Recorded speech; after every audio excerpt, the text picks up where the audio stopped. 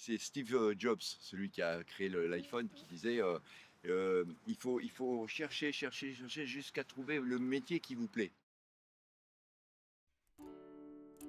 17 ans, l'âge où presque tout se joue, l'année avant la majorité, les enjeux, le bac et l'avenir. À notre âge, la nouveauté est au cœur de nos attentes. On veut pouvoir dans le futur faire quelque chose qui nous comblera, quelque chose qui changera notre quotidien. Mais même si l'impatience prend souvent le dessus, faire les bons choix d'orientation reste la chose la plus complexe dans notre vie d'étudiante. Depuis toujours, on nous fait apprendre, réciter, encore et encore. On suit des programmes, des méthodes, des exemples d'élèves plus âgés, mais malgré ces années à redouter, celles-ci, nous y sommes enfin.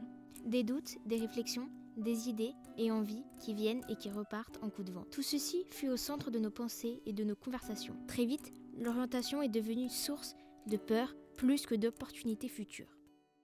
Et voici comment nous avons vécu, au fil des trimestres, le sujet est répondu à toutes ces attentes.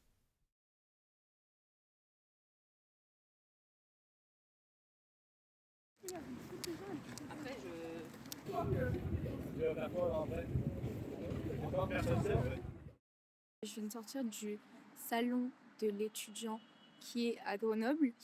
Je suis pas restée très longtemps, mais du coup j'ai eu beaucoup de paperasse. J'ai beaucoup de choses à lire, mais notamment pour me renseigner. Donc je pense que cette matinée va m'aider à progresser dans ma réflexion de qu'est-ce que je veux faire dans 2 ans. Mais vous pouvez les rejoindre sur les stands. On se retrouve dans une dizaine de minutes pour une conférence sur les BTS. Merci à vous quatre pour votre réponse.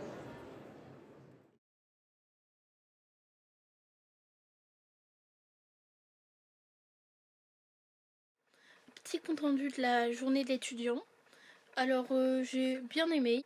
J'avais déjà fait un petit papier avec toutes les licences que je devais aller voir.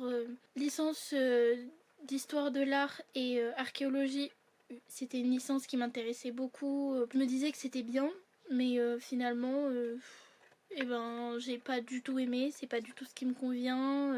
Je vais pas dire que j'en suis pas capable, mais j'aime pas ce qu'ils font dans cette licence et je me dis que je vais pas faire quelque chose qui me plaît pas.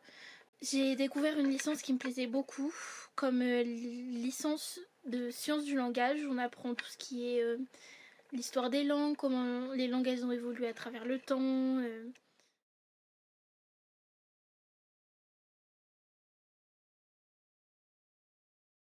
Aujourd'hui, on est le 25 janvier 2026 et il y avait la journée de l'étudiant à Grenoble. Et j'ai principalement regardé toutes les formations qui concernaient le domaine arts, lettres et langues.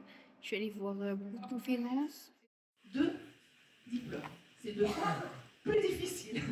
Mais Mais aussi des cours. Et en l'occurrence, je trouve que c'est très intéressant. Le cadre de vie, il est incroyable. Il y a beaucoup de choses, c'est très grand. Et c'est surtout c'est très riche, que ce soit sur la vie d'étudiant, mais aussi les ressources pour étudier, par exemple la bibliothèque, les espaces des temps, de travail, tout. Il y a vraiment beaucoup de choses. Mais en tout cas, c'est vraiment très très cool. Après avoir vu toutes les formations possibles, l'étape la plus dure arrivait à grands pas, le choix. Choisir ce que nous voulions faire probablement une grande partie de notre vie. Mais que mettre en premier? Pourquoi ceci et pas cela? Les questions qu'on se posait fusaient à toute allure. Toute notre enfance, on nous incite à suivre nos rêves, comme devenir astronaute ou archéologue, pompier ou même princesse. Ça devrait nous permettre de voir les choses en grand, de rêver et de se croire plus forte que tout, capable de tous ces métiers en même temps, sans avoir vraiment à choisir. Mais on a peu à peu compris que tout cela n'était pas la réalité. Mettre en compétition tous nos rêves, voilà ce que nous devions faire. Certaines portes se sont ouvertes, d'autres se sont fermées. On a vite compris que les choses se passeraient comme ça. Savoir comment nous voulions passer les prochaines années de nos vies nous a été inculqué à 14 ans. Une pression sans cesse, un stress constant. Même ceux qui ont une idée très précise depuis longtemps doutent durant cette période.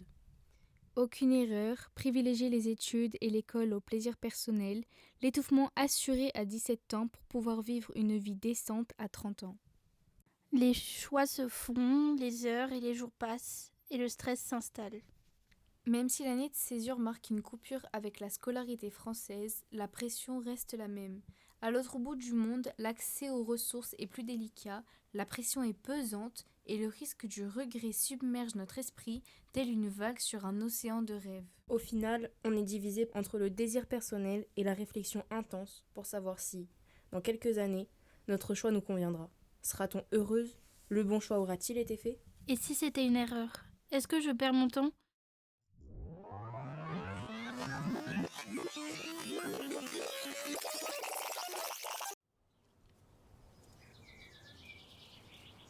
Même si les profs disent qu'il n'y a pas de souci, ça vous bosse quand même. Oui, mais je suis une grande stressée de base, donc je stresse un peu pour rien.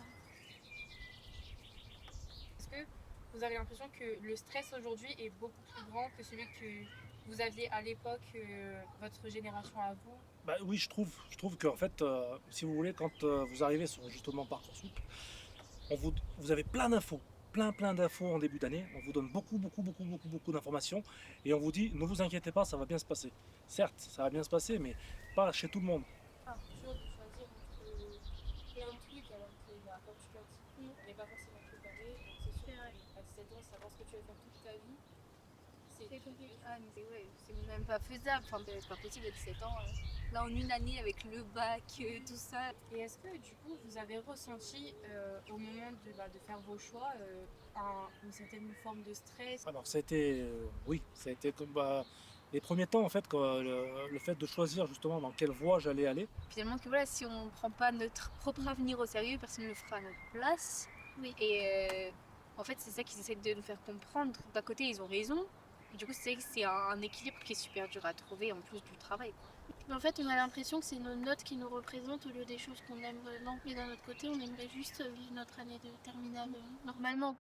À l'issue de ces recherches, on réalise qu'il est mieux d'essayer de vivre de sa passion en renonçant dans un premier temps à ce qui serait mieux pour notre vie professionnelle. On peut et on doit tenter d'expérimenter les passions qui nous animent, même si elles ne nous garantissent pas un avenir stable. Le regret est pire que l'échec. Tout ce stress n'est qu'au final que superficiel, qu'amplifié. L'erreur est même primordiale, la réorientation nécessaire pour se trouver. Est-ce qu'on a vraiment à choisir entre ce qu'on a, ce qu'on veut ou ce qu'on devrait? Peut-être. Être dans le flou n'est pas une honte. Se tromper, tomber et se relever fait partie du processus pour réussir. Il faut savoir se voir à sa juste valeur, ce pourquoi nous sommes doués, ce pourquoi nous sommes faites.